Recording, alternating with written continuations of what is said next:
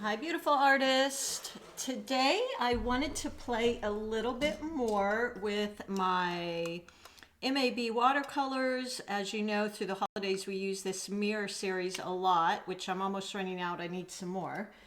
And today I'm going to be using a little set that I hadn't used yet.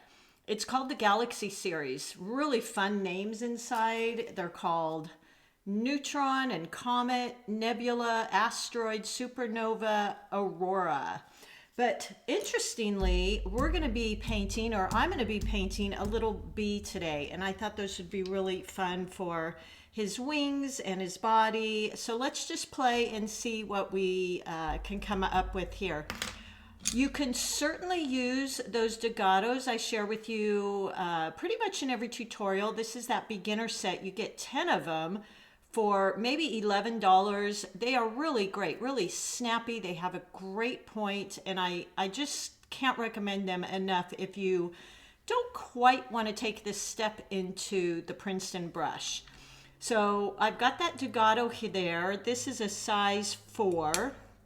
And then for his body and so forth, I'm going to be using this Princeton number 6 round. So I've got that here ready to go. And then today I will be using some cad oranges, cad yellows, probably either Payne's gray or black. And I'm just using my little MeiLang set here. Really, again, another just great beginner set that has all the basic colors. You don't even have to worry about mixing colors if you're a beginner. And they're really creamy and rich and vibrant. I love them, yet they have great transparency. So that's what I'm going to be using. As far as my paper, I've just got a 140-pound cold press. These wonderful little Artisto pads that I love. I did tear this one out, but I don't normally. I normally just keep them all in here for reference. I label my pads for the month and kind of keep them like that. They've got a great texture, but you can pull them out like I did here. So let's go through the anatomy of his body, or this is how I have painted my little bees in the past. What I start with is kind of the center of his body.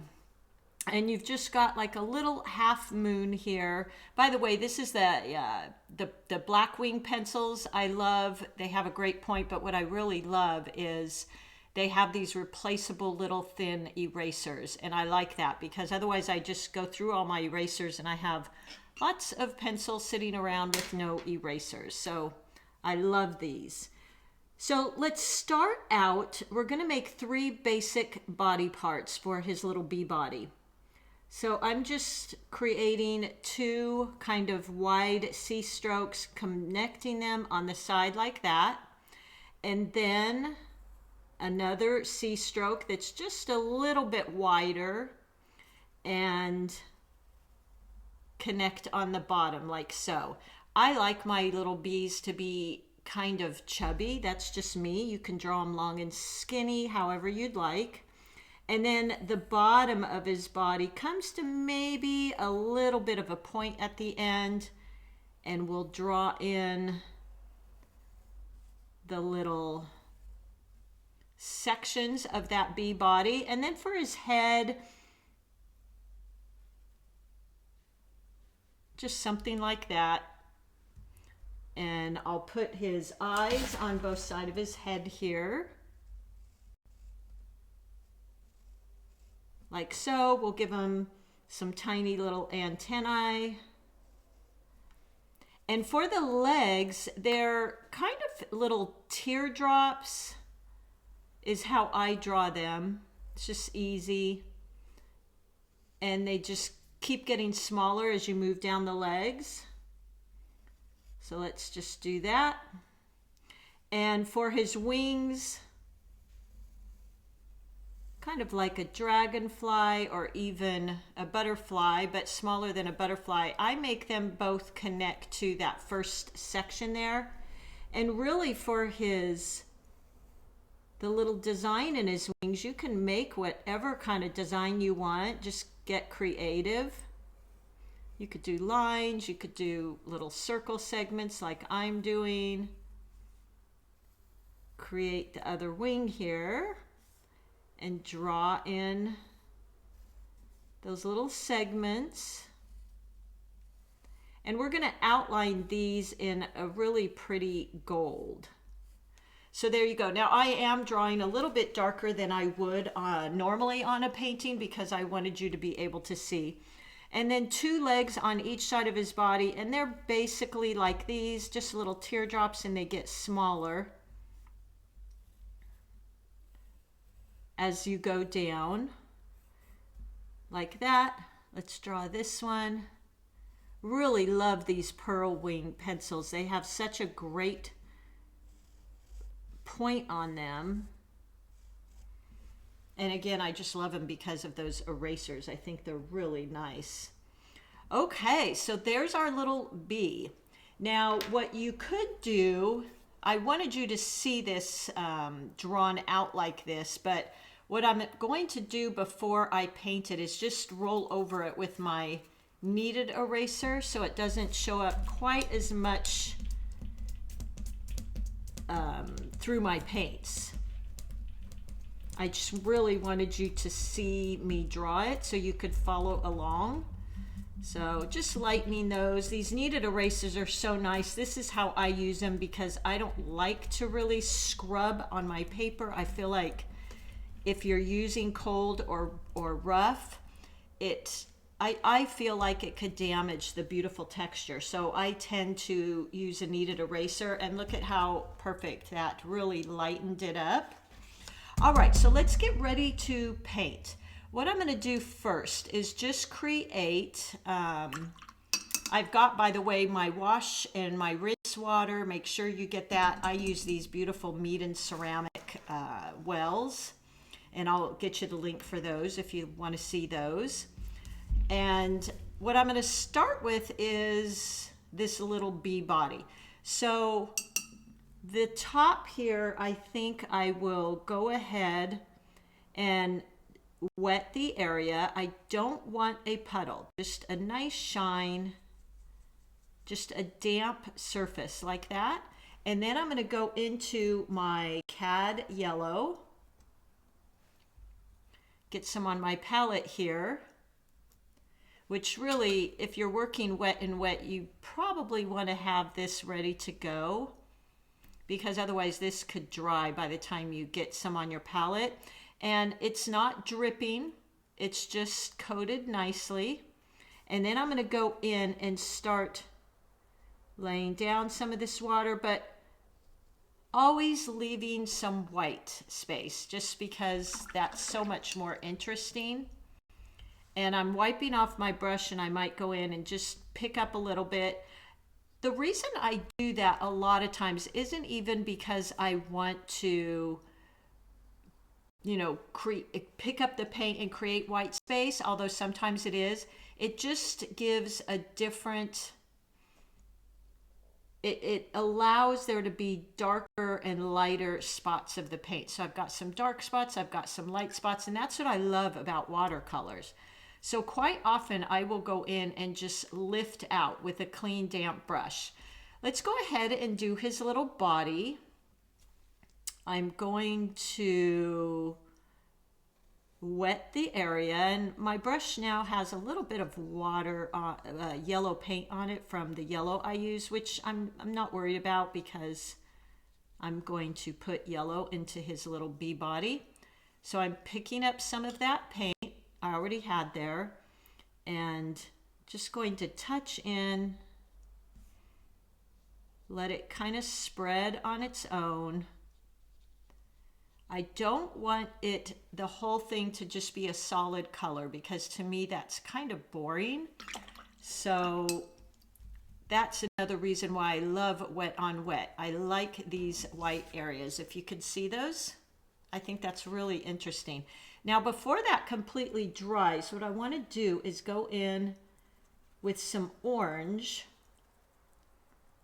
and let me get my palette here and just dab in here and there. Now any paint with the word cad in front of it is going to be quite more opaque And just be careful when using cad orange, cad red, cad yellow. It's going to be a little, you know, when you lay it down, it's really going to spread and kind of take over.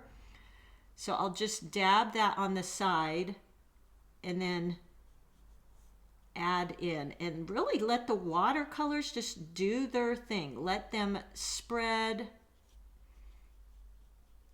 and blend these colors. This is what I just love about watercolors, because you get these beautiful blending. And then I'll go and put just a little bit in the first part we did, because it's still wet. It's cold here, so things stay wet a little bit longer. So look at that beautiful blending that I've only been able to get with watercolors. So that's one of those things I really love. What I might do here too, I'm going to leave this area for black and his little head for black. I might even go in at the end and maybe add some black in on his little bottom. But I'm going to go in and grab a darker orange and add just a tiny bit of that. Maybe even add in a little bit of cad red in there, just to give some interest around the edges, like that. Just again, tapping in here and there. I'm just using the tip of my brush, very light pressure. Just want to create some interesting colors here. So look at that. The watercolor basically blends it for you. You don't really have to do a whole lot here, because it's going to kind of soften and blend it. Now what I might do as this is drying is I might go in and add some black. You can either use black, you can use Payne's gray. I don't use just plain black a lot because it is just so dark, but you can. And then I'm going to go in, and this time I'm going wet on dry, which is fine. Go in, pick up a little bit more of that black, just touching in here and there. Now if you add, the more water you add to your brush, it's going to spread into other areas. So it's going to blend, which I did want a little bit of that blend. Now I might go in and just barely touch into his little bee butt, like that, and then his head. So I'm being very careful here not to use too much water, because I don't want that water to, the more water, the more it's just going to flow and you have less control.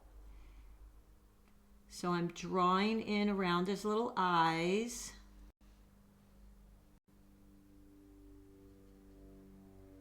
And just using the very tip of my brush. There we go.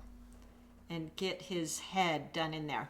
Now see how, because I went in while it was wet, I've just got a tiny bit of fuzziness around the edges of that black, which looks nice. It almost looks like little hairs. So again, be very careful with how much water you have, because if you've got too much water, it's just going to flow all together and kind of puddle. And if that happens for you, you can always go in with a dry brush and kind of lift some of it up. Let's do his little legs. So point, press, point, press. So these are just brush strokes. Point, press. That's all I'm doing. I'm doing a point, press, point, press. And anytime I can use a brush stroke for my shapes, I do it, because it looks really organic. It doesn't look all fussy, and I think looks much more natural. Point, press, point, press, point, press. So again, anytime you can use brush strokes, I think it's so much better. point press, point press. So when you're pressing, you're just opening up the belly of the brush there, like that.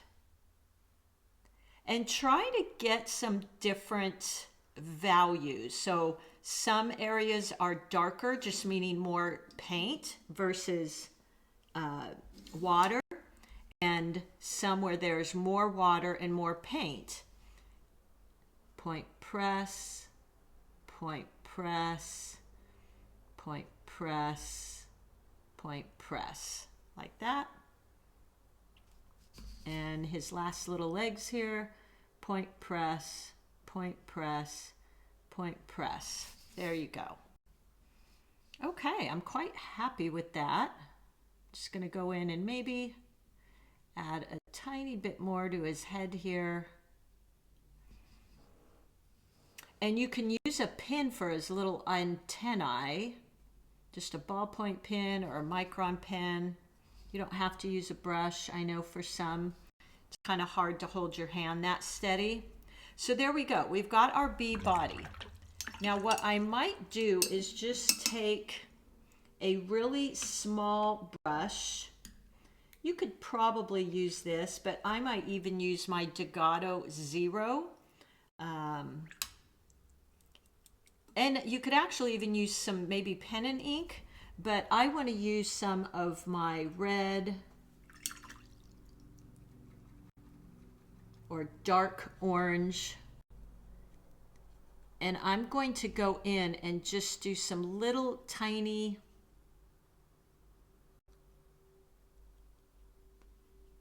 hairs on him, like this. So I'm just kind of following those lines. Maybe I'll pick up a tiny bit of orange and blend that in. Oop.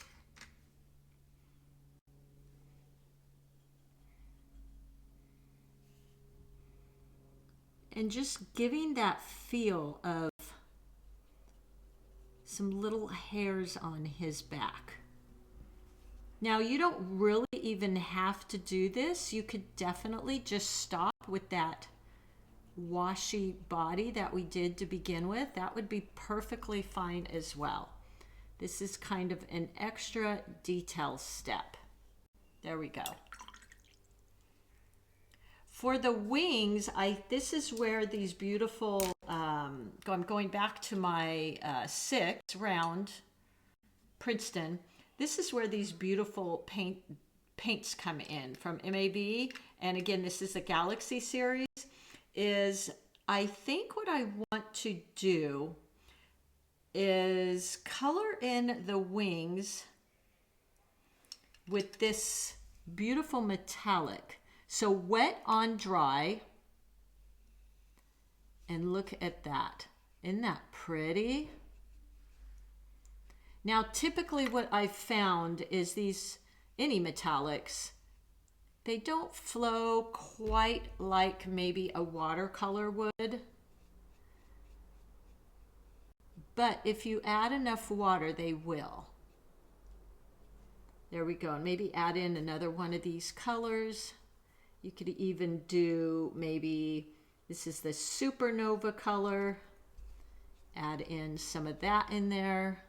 Just kind of play with the wings and see what colors you would like his wings to be and go with that. There we go. We'll do the other wing here. Oops, I think I used this color. Oh, nope, that wasn't the right one. There we go. This is kind of a pinky gold.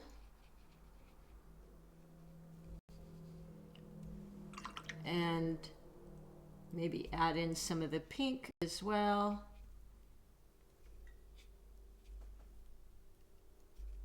Some of that blue. I just love, I can't get enough of these little metallics. I'm going to add some of that blue on this side too.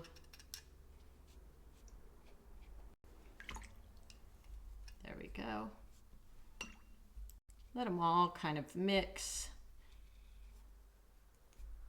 together. Now what I'd like to do is, let's add a little dot for his eye there too.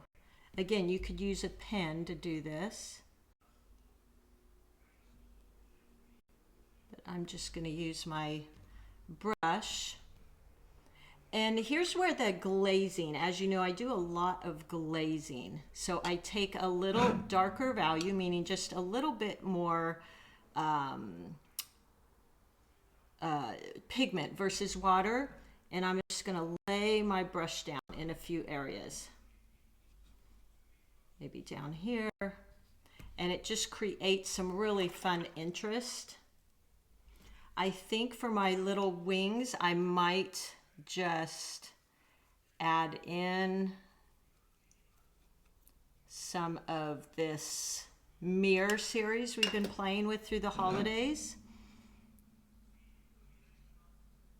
Maybe to outline with. Look how pretty that is. Pick up a little bit more of that. And go around the edges here.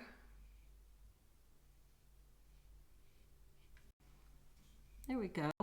You could even add in some of that to his little body. Again, this is the mirror series. Really kind of just have fun with this at this point. Now that we've got him mostly drawn in here, you can just go in and add little, maybe he's got these little glistening hairs. Look how pretty he is. I love this. So I'm just using the very tip of my brush and going in little tiny light strokes here. And look at how beautiful. Okay. I think I'm about done. If you really wanted to get into some tiny detail, you could even draw little hairs, but that's a little too detailed for me. I don't typically do that. I might just want to add some more silver, maybe onto his little legs. And depending on how much bling you really like, you could stop at any time. But I kind of can't get enough of that bling, so I tend to add a lot. There you go. If you wanted to, you could at this point take, let's see, where's my Micron pen? Here's my Micron pen, number 8. And if this is dry, this really isn't dry, so I'm not sure if this is going to work. Let's see. And draw in some little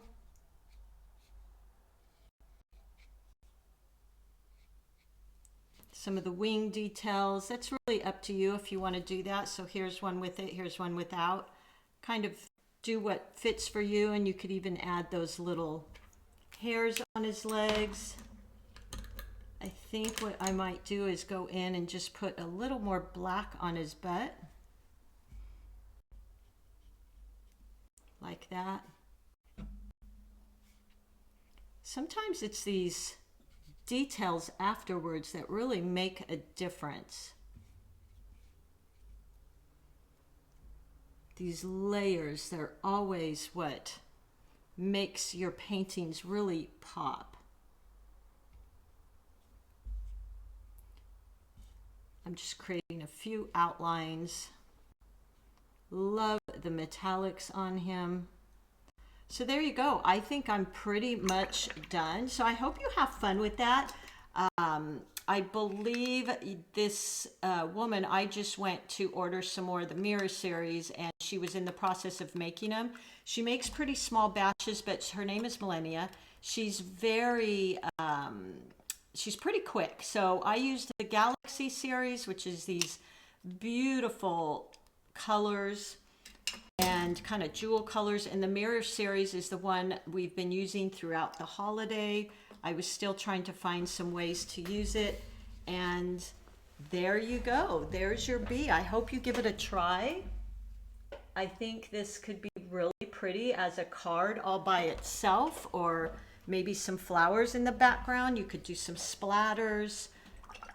Just kind of go with, let's see what happens if we do some little splatters here. That's always a good way to add some detail if you feel like you need some detail. Sometimes some of you will say your painting looks like it's floating. So you could do something like that and it would be just beautiful. So thank you everyone for being here with me in our little community. I love it.